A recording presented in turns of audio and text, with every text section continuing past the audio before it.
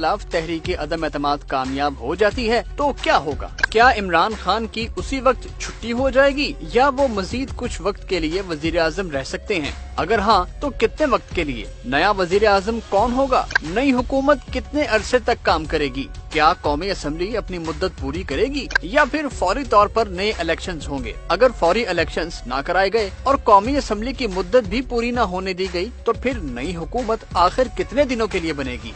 इस वक्त number game क्या है? पाकिस्तान में आज तक अदम एतमाद की कितनी तहरीकें पेश की गयी और किस किस के खिलाफ? इन सब तहरीकों का नतीजा क्या रहा? ये सब और बहुत कुछ आपको इस वीडियो में जानने को मिलेगा। व्यूअर्स, सबसे पहले तो ये जान लें कि मोशन ऑफ नो कॉन्फिडेंस यानी तहरीक अदम एतमाद होती क्या है। आइन के आर्टिकल 95 के तहत अगर वजीर आजम या स्पीकर के खिलाफ तहरीक अदम एतमाद लानी हो तो एक तहरीरी नोटिस कौमी असम्बली सेक्रेटेरिएट में जमा कराना होता है। इस पर कम से कम 20% MNAs के साइन होना जरूरी है। इस वक्त MNAs की तादाद है 342। इस तरह इस नोटिस पर 69 MNAs के साइन जरूरी हैं। ये नोटिस मिलने के बाद स्पीकर 7 दिन में हर सूरत वोटिंग कराने का पाबंद है, मगर पहले 3 दिन में वोटिंग नहीं हो सकती, यानी चौथे से 7वें दिन में वजीर आजम की किस्मत का फैसला होता है।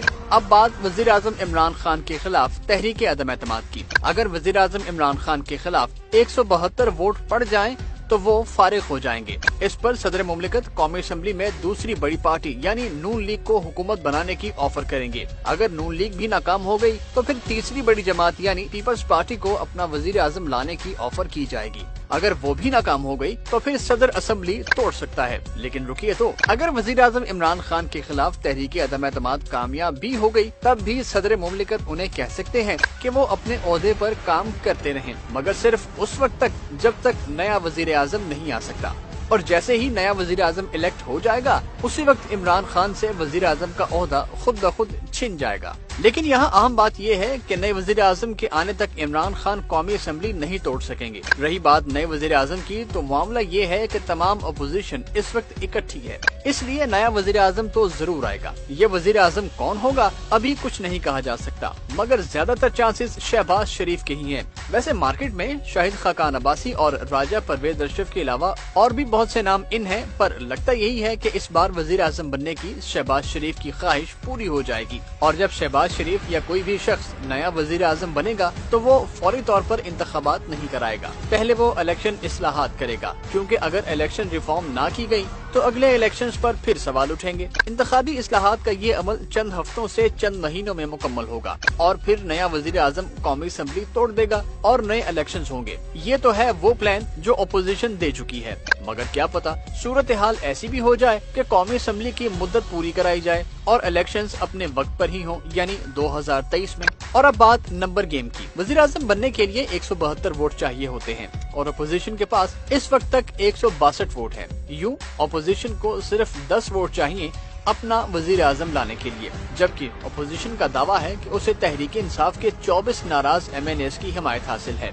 नून लीग का दावा है कि उसकी PTI के 16 MNAs हिमायत कर रहे हैं, जबकि पीपल्स पार्टी 6 और जमीयत उलमा इस्लाम 2 PTI MNAs की हिमायत का दावा कर रहे हैं। इसके अलावा जहांगीर तरीन ग्रुप का दावा है कि उसके पास PTI के 7 नाराज MNAs हैं। इसीलिए तो अपोजिशन जहांगीर तरीन ग्रुप और हुकूमती इत्तेहादियों को साथ देने के लिए राम करने की भरपूर कोशिशें कर रही है। हुकूमती इत्तेहादियों की बात हुई तो जरा ये भी जान लेते हैं कि उनके मेंबर्स कितने हैं। MQM पाकिस्तान के MNAs की तादाद है 7, काफ लीग और बलोचिस्तान अवामी पार्टी यानी बाप के हैं 5-5, GDA के हैं 3 और अवामी मुस्लिम लीग का 1 MNA। मजे की बात यह है कि अगर PTI के नाराज MNAs वजीर आजम इमरान खान के खिलाफ वोट देते हैं तो हो सकता है वो नाअहल हो जाएं, मगर इत्तेहादी जमातों के MNAs को नाअहल होने का कोई खतरा नहीं है। हुकूमत हर मुमकिन कोशिश करेगी कि PTI के MNAs कौमी असम्बली इजलास में जाएं ही नहीं, क्योंकि नंबर पूरे करना अपोजिशन का काम है। और अगर PTI MNAs इजलास में चले गए तो फिर जाहिर है उन्होंने वोट वजीर आजम इमरान खान के खिलाफ ही देना है। और अब बात माजी की मोशंस ऑफ नो कॉन्फिडेंस की। सबसे पहले तहरीक अदम एतमाद 1957 में उस वक्त के वजीर आजम आई चुंदरीगर के खिलाफ आई थी, मगर उन्होंने इससे पहले ही इस्तीफा दे दिया था। दूसरी मोशन ऑफ नो कॉन्फिडेंस आई 1985 में उस वक्त के स्पीकर फखर इमाम के खिलाफ और ये कामयाब हो गई थी। फिर तहरीक अदम एतमाद पेश की गई नवंबर 1989 में शहीद बेनजीर भुट्टो के खिलाफ, जो 12 वोटों से रद्द हो गई। اگلی موشن آف نو کانفیڈنس 2006 میں شوکت عزیز کے خلاف آئی مگر ناکام ہوئی۔ 2018 میں اس وقت کے وزیر اعلیٰ بلوچستان نواب ثناء اللہ خان زہری کے خلاف تحریک عدم اعتماد آئی مگر انہوں نے اس سے پہلے ہی استعفیٰ دے دیا۔ اگلے ہی سال چیئرمین سینٹ صادق سنجرانی کے خلاف آنے والی تحریک عدم اعتماد بھی ناکام ہوئی۔